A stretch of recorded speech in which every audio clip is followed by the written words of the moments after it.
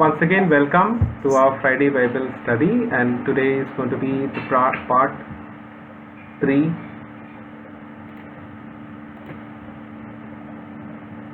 Okay, so just I'm going to revise what we learned in the part 1. Okay, so पहले भाग में हमने क्या सीखा?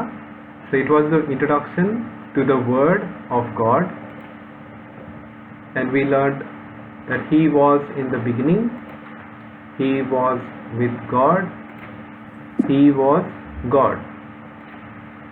He is the creator and He is the light. Okay, so पहले हमने पढ़ा कि वो आदि में था, ये परमेश्वर का शब्द, वो परमेश्वर के साथ था, वो परमेश्वर था और उसने सब बनाया, और वही क्या बोलते हैं उसको, रोशनी था. He is the light which is shining in the darkness. वही ज्योति था जो अंधकार में चमकती है, और वो कोई नहीं बल्कि प्रभु यीशु मसीह है. So he is none other than Lord Jesus Christ. और उसे हिब्रू में उसका नाम है यीशुआ हा मसीहा. In Hebrew he is called यीशुआ हा मसीहा. फिर दूसरे भाग में हमने क्या पढ़ा? What did we learn in the part 2? That is verses 6 to 11, chapter 1 of John's Gospel. Introduction to the witness of the light. जो ज्योति का गवाही था, उसके बारे में हमने पढ़ा, सीखा. वहाँ पर हमने there we learned about John the Baptist, and he is called Yohanan the Immerser, and he was the cousin brother of Lord Jesus Christ. So John the Baptist, यूहन्ना प्रभु यीशु मसीह का भाई था, cousin brother था. He was not the light, but was sent by God to be a witness to light. वो ज्योति नहीं था, परंतु वो परमेश्वर से आया था, ज्योति यानी प्रभु यीशु मसीह के लिए गवाही बनने के लिए. And then we have something more about the light of the world, that is Lord Jesus Christ. That Jesus is the true light that gives light to every human being coming into this world. He came to the world which was made by Him, and they didn't recognize Him. He came to His own chosen people, and they didn't accept Him. So यहाँ पर हम और ज़्यादा ज्योति, जगत की ज्योति के बारे में हम पढ़ते हैं, सीखते हैं कि यीशु मसीह वो जगत की ज्योति था, सही ज्योति जो हर व्यक्ति को ज्योति देता है, जीवन देता है. वो जगत में आया, लेकिन जगत ने उसको पहचाना नहीं, उसको माना नहीं, उसको अपनाया नहीं. वो अपने लोगों के बीच में आया और उन्होंने उसको एक्सेप्ट नहीं अपनाया. So today is our part 3, and I have taken only 3 verses, that is John's Gospel chapter 1 verses 12 to 14. Okay, so let's move ahead. तो हम आगे बढ़ेंगे. यूहन्ना का सुवर्तमान, उसका पहला अध्याय 12 से 14, उसके बारे में हम पढ़ेंगे. So the first verse is verse 12. But as many as received Him, to them He gave the right to become children of God, to those who believe in His name. Okay, Hindi में पढ़ो. परंतु जितनों ने उसे ग्रहण किया, उसने उन्हें परमेश्वर की संतान होने का अधिकार दिया, अर्थात उन्हें जो उसके नाम पर विश्वास रखते हैं. Okay, तो ये इस वचन से हम क्या पढ़ते हैं, कोई बता सकता है? What do we learn from this verse? परमेश्वर को जितनों ने ग्रहण किया, परमेश्वर को मतलब जो जो लोग स्वीकार किए, परमेश्वर उनको अधिकार दिया कि वो प्रभु के वो संतान बने। यस, ठीक है।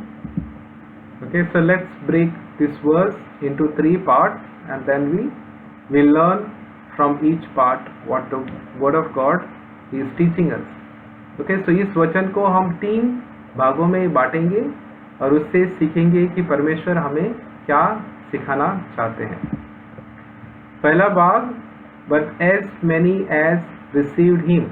Okay, so जितनों ने भी उसे स्वीकार किया।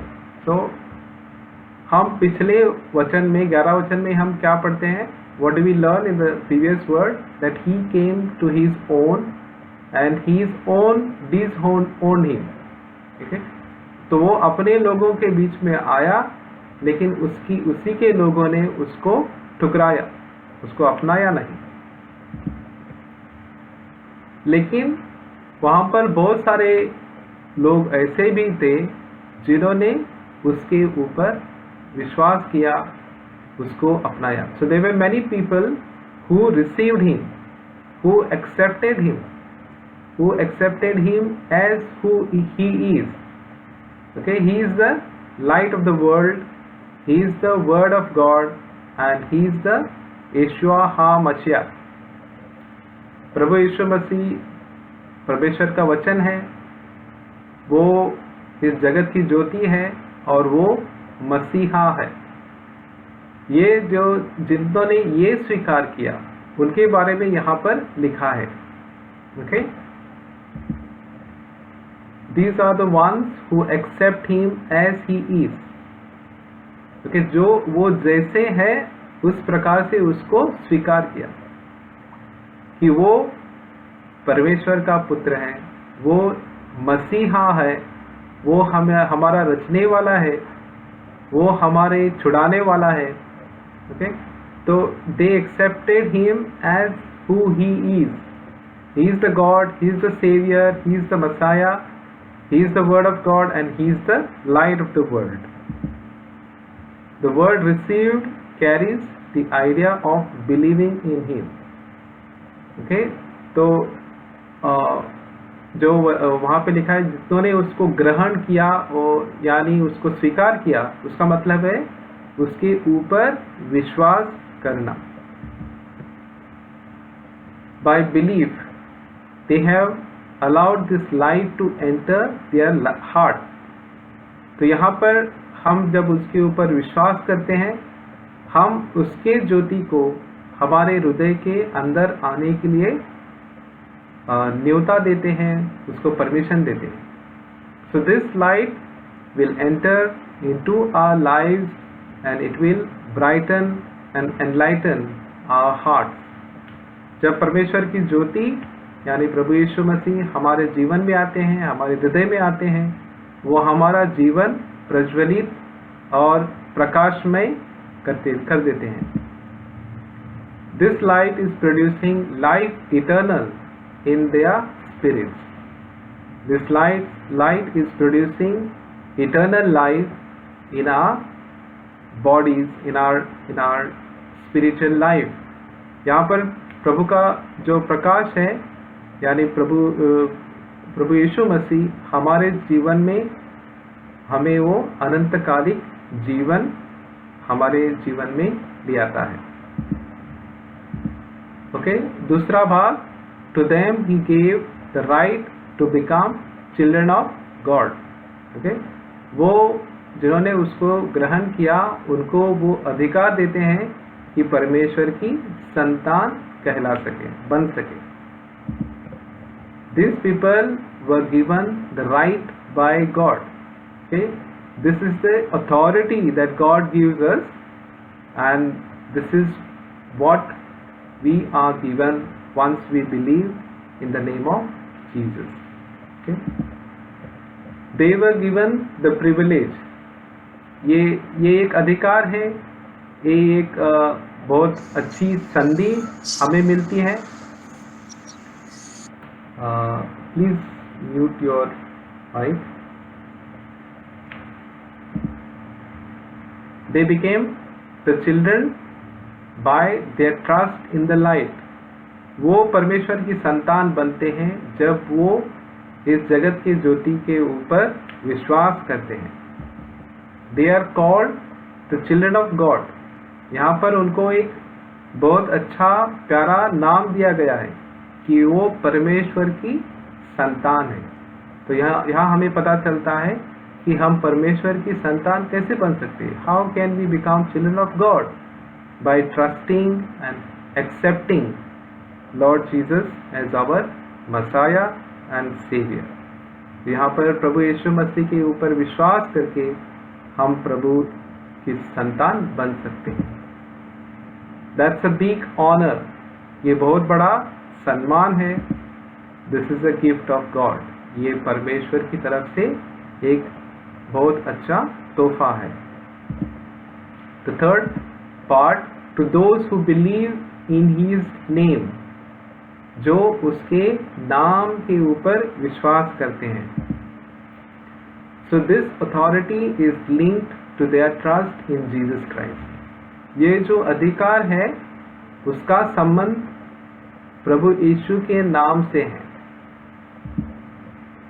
His name is the most important for the heavenly Father. ये प्रभु यीशु मसीह का नाम बहुत ही महत्वपूर्ण है पिता परमेश्वर के लिए. We are called to trust in the name of Yeshua. तो यहाँ पर पिता परमेश्वर ने हमें यीशु मसीह के नाम के ऊपर विश्वास करने के लिए बुलावा दिया है. There is no other name by which we can become the children of God. और कोई दूसरा ऐसा नाम नहीं है कि जिसके ऊपर हम विश्वास करके परमेश्वर की संतान बन सकते हैं. His name is the most excellent and worthy name under the sun. और उसका नाम बहुत अच्छा नाम है और वही नाम जो योग्य है इस धरती के ऊपर. बल्कि उसका नाम हर धरती के आसमान में, धरती के ऊपर और धरती के नीचे उसके जैसा कोई नाम नहीं है. There is no other name more excellent, more worthy in heaven, under the sun and under the earth. Okay, so we go to the next verse, verse 13. Who were born not of blood, nor of the will of the flesh, nor of the will of man, but of God. तो हिंदी में पढ़ सकते हैं. वे ना तो लहू से, ना शरीर की इच्छा से, ना मनुष्य की इच्छा से, परंतु परमेश्वर से उत्पन्न हुए हैं. ठीक है. और कोई दीपशिका मत बताओ. और कोई बता सकता है इसका अर्थ? Anybody else would like to tell us what this verse means?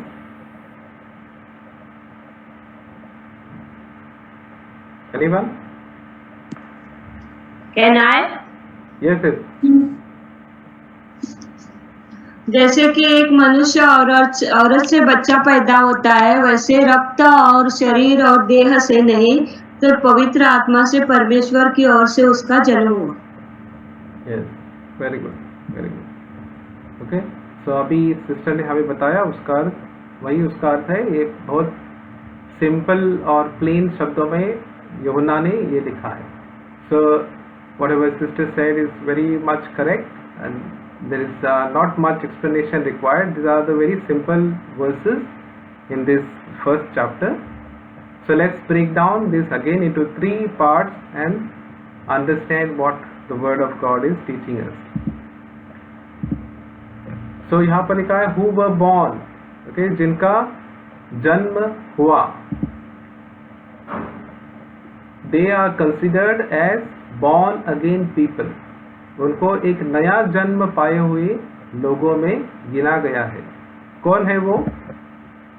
जिन्होंने इस शब्द पर विश्वास रखा और जो जगत की ज्योति के ऊपर विश्वास रखा, उनको एक नए तरीके से जन्मे हुए लोगों में से माना जाता है. So those who believed in the word of God, in the light of the world, they are considered as they are born again.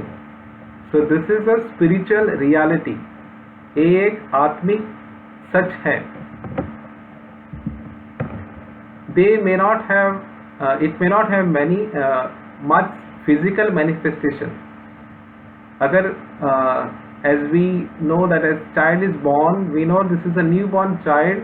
Looking at the size, shape, okay, and the intellect of that child, we know that this is a newly born child. It is completely dependent on others for survival. Okay, so but that is not what the born again experience is.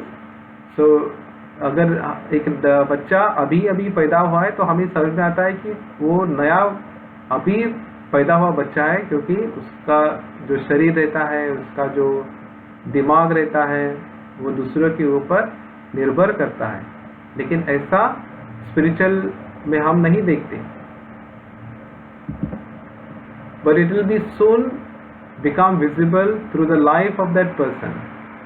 लेकिन उस व्यक्ति के जीवन से हमें पता चलता है. Okay, so that person will slowly grow in the Lord. His faith will grow. His life will change. His everything will change. What he was before and what he is now, that is the evidence that he is a born again person. So ये जो व्यक्ति जिसका नया जन्म हुआ है, वो जैसे पहले था वो वैसा नहीं रहेगा. उसका जीवन बदलेगा, उसकी भाषा बदलेगी, उसका पूरा जो स्वभाव है वो बदलने लगेगा. So being born again is another gift of God. तो ये जो नया जन्म है, ये प्रभु पिता परमेश्वर से एक अलग ही तोहफा है. It is a unique experience. ये बहुत अलग तरीके का अनुभव होता है और ये अनुभव हमें होना बहुत ज़रूरी है. So we need this unique experience of being born again. Not of blood, nor of the will of the flesh, nor of the will of man. So ये जन्म जो हुआ, this being born again, this is not by blood. ये जो जन्म हुआ वो खून या शरीर या मनुष्य के इच्छा से नहीं है. Okay, so this new spiritual birth does not take place due to natural agents. This new birth is not happening because of any natural ingredients. Okay, so it's totally spiritual experience. It's a spiritual phenomenon. Okay, so ये नया जो जन्म है वो जो हमारे नैसर्गिक तरीके से नहीं होता, बल्कि ये पूरा पवित्र आत्मा का कार्य है. वो आत्मा से ही पैदा होता है. So human blood has no role in this new birth. Okay, so मनुष्य के लहू से ये नहीं होता. और हम आगे पढ़ेंगे कि प्रभु यीशु मसीह के लहू से हमें नया जन्म मिलता है. लेकिन बाकी के मनुष्य जैसे एक औरत के लहू से बच्चे को जन्म मिलता है, लेकिन यहाँ पर जो नया जन्म है वो मनुष्य के लहू से नहीं मिलता. Okay, so a child is born through the blood of mother is very important for the baby, otherwise the baby will not grow. So but that is not what is happening in the new birth which the God uses. Human flesh does not have any role in this birth. Okay, so like the flesh, okay, we need human body to produce another human being. That is the birth of this world, earth. Okay, so earthly birth requires human body to happen. So human flesh does not have any role in this birth. Okay, so we need human body to produce another human being. That is the birth of this world, earth. Okay, so earthly birth requires human body to happen. So earthly birth requires but in spiritual birth human flesh has no role. Okay? तो जैसे इस संसार में बच्चा होने के लिए एक माँ का शरीर चाहिए, लेकिन नया जन्म होने के लिए माँ का शरीर की जरूरत नहीं है. The will of man cannot produce this birth. Okay, for a child to born, there has to be a will. Okay, there has to be a desire, and then the baby is born. Okay, if somebody is not willing for a baby to be born, you will not have baby. But here there is no the will of man cannot make a person be born again. So यहाँ पर हम देखते हैं कि जैसे एक बच्चा होने के लिए एक व्यक्ति की इच्छा का ज़रूरत होता है. अगर किसी व्यक्ति को बच्चा जन्म होने की इच्छा नहीं है तो बच्चा नहीं हो सकता. But and this is not a natural phenomenon. ये संसार का एक अनुभव नहीं है. दिस इज नॉट ह्यूमन और earthly produced effect, but we will see that it is a supernatural. Okay, so it is not something human beings can produce in their own life. Okay, so यहाँ पर हम देखते हैं कि हम इंसान इस प्रकार का नया जन्म अपने आप नहीं पैदा कर सकते. ओके, सो ये कैसे होता है नया जन्म? तो ये जो नया जन्म होता है, it is birth of God. So it is by the will of God, it is by the actions of God. तो ये जो नया जन्म है वो परमेश्वर की इच्छा से होता है, परमेश्वर की ओर से होता है. So this new birth comes occurs by the will of God. Okay, so ये जो नया जन्म होता है वो परमेश्वर की इच्छा से होता है. It is a super natural phenomenon. और ये जो नया जन्म है वो इस संसार से नहीं तो बल्कि वो परमेश्वर की ऊपर से, परमेश्वर की ओर से. It is a God who carries out this new birth. ये जो नया जन्म है वो परमेश्वर अपनी ओर से हमें देता है. Okay, so this new birth comes directly from the agency, God's agency. God does it. It is exclusively His work.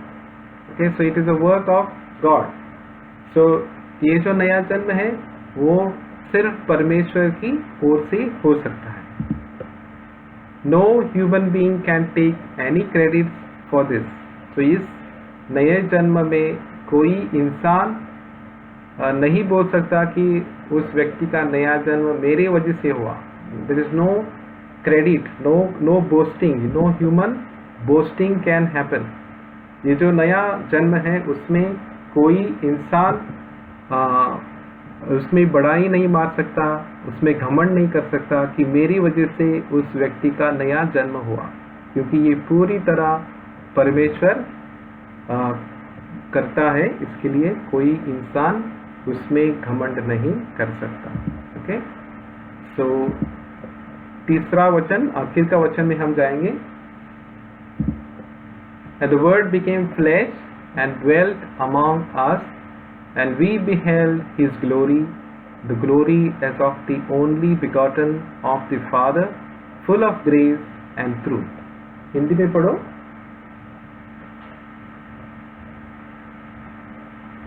और वचन देहधारी हुआ और अनुग्रह और सच्चाई से परिपूर्ण होकर हमारे बीच में डेरा किया, और हमने उसकी ऐसी महिमा देखी जैसे पिता के एकलौते की महिमा.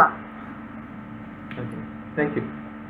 ठीक है, कोई बता सकता है दीपशिका और माया को छोड़ के? Yes, anyone else would like to attempt? What is the meaning of this verse? What that this verse is teaching us?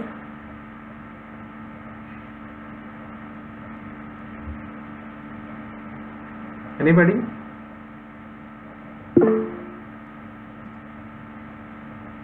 And Jesus became flesh and dwelt in our body. And we are beholding his glory. The glory as one of the only begotten of the Father. And he is full of grace and truth. Okay. Thank you, Sister Mary. So we will again break this verse into 3 parts and we'll learn what the Word of God is teaching us. Okay. The first part, the Word became flesh and dwelt among us. Okay. So here we see यहाँ पर हम देखते हैं कि ये शब्द जो था वो देहधारी हो गया और वो हमारे बीच में रहने लगा. Okay, so the word, okay, in Greek it is called logos, became flesh or sarx. From that we get the word sarcoma. Okay, so sarx meaning flesh. So the word became flesh.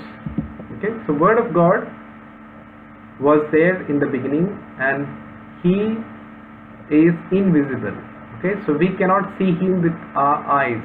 Okay, so ये जो शब्द था, अभी देखो मैं बात कर रहा हूँ, आपको सुनाई तो दे रहा है लेकिन दिखाई नहीं देगा. Okay, so the word, the nature of the word is he is invisible. तो ये जो शब्द रहता है वो उसको कोई शेप नहीं रहता, उसको कोई साइज नहीं रहता और वो सुनाई तो देता है, हम उसको सुन सकते हैं लेकिन उसको देख नहीं सकते, उसको महसूस नहीं कर सकते. और तभी then the God decided that the word of God, in Hebrew the word for word of God is Dvar Hashem. Okay, so this word of God should take on the human flesh. Okay, तभी परमेश्वर ने एक निर्णय लिया कि ये जो परमेश्वर का शब्द है वो एक देहधारी हो जाएगा, उसको एक देह मिलेगा. The flesh speaks of his humanity and Jesus Christ took on the human nature. तो यहाँ पर जो देह के बारे में लिखा है, यहाँ पर ये प्रभु यीशु मसीह के इंसान होने के बारे में हमें सिखाता है और उसी शब्द ने मनुष्य का जो स्वभाव था उसने अपने ऊपर ले लिया. He came and dwelt among the other humans. तो ये जो शब्द था और जो शब्द परमेश्वर था वो क्या हो गया, वो देहधारी हो गया और वो हमारे बीच आया, इंसान के बीच में आया और बाकी सारे इंसानों के बीच में रहने लगा. Okay, so this word humbled himself. Okay, and he, you know, that's a great humbleness when God becomes human being.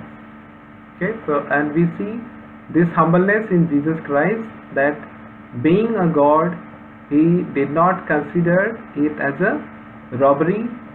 He could have remained same, but he decided to become a human being and he came and dwelt among us. Okay, so he is the Emmanuel, that is God with us. So ये जो परमेश्वर है और उसकी हम लीनता देखते हैं कि वो परमेश्वर होते हुए भी उसने अपने आप को इतना लीन किया कि वो उसने एक मनुष्य का रूप धारण करके वो हमारे बीच में आए और उनको बाइबल इम्मानुएल कहते हैं, जिसका मतलब है परमेश्वर हमारे साथ. And we beheld his glory, हमने उसकी महिमा देखी. Okay, so John saw the glory. Okay, and the Hebrew word for glory is Shekinah of the Son of God. Okay, so यूहन्ना ने जो महिमा परमेश्वर के इकलौते पुत्र की महिमा देखी. Okay, so they could see the word became flesh and now they could see the Son of God. They could see the flesh okay, in the flesh Son of God came and they could see the glory of the Son of God. Okay, so यहाँ पर यूहन्ना कहता है कि हमने उसको देखा, उसकी महिमा देखी, हमने परमेश्वर के पुत्र को इस धरती पर चलते हुए देखा. Okay, so this is very important because this tells us and this is the witness that Jesus Christ walked on this earth. यहाँ पर हमें ये बहुत ही ये बहुत ही महत्वपूर्ण है कि यहाँ पर यूहन्ना बताते हैं कि उन्होंने उसको देखा, यीशु मसीह इस धरती पे चलने वाला एक इंसान बना. ये बहुत ही, ये कोई जुटला नहीं सकता. He witnessed the glory on the Mount of Transfiguration. यहाँ पर यूहन्ना ने उसकी महिमा देखी जब वो उस टेकड़ी पर उसका रूपांतर हुआ. He saw his glory in his behavior. उसके स्वभाव में उसने उनकी महिमा देखी. He witnessed his miracles. Okay, so उसने उनका चमत्कार बहुत बार देखा. He witnessed the painful death of Lord Jesus. उसने उनको एक दुख भरी उनकी जो मौत थी वो उन्होंने देखा, और उन्होंने देखा जब प्रभु यीशु मसीह मरे हुए से जिंदा हुए. So he saw the glory of the resurrected Jesus. So that's why the John says we could behold the glory of the Son of God. हमने परमेश्वर के पुत्र की महिमा देखी.